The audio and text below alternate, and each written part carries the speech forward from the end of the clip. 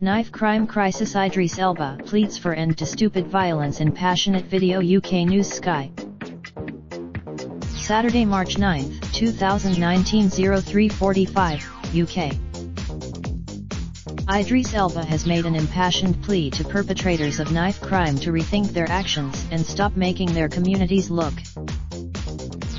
As London and the rest of the country grapples with a rapid rise in violent crime, the actor, who grew up in Hackney, has taken to Instagram to urge those who carry weapons to reconsider.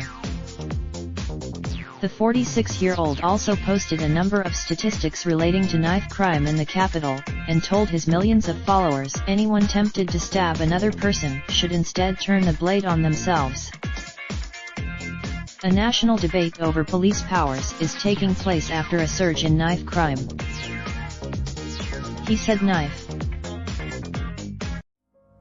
Raindrop, drip, drop top, top smoking, no cooking the hot bar. You fucking on your bitch, yeah, that.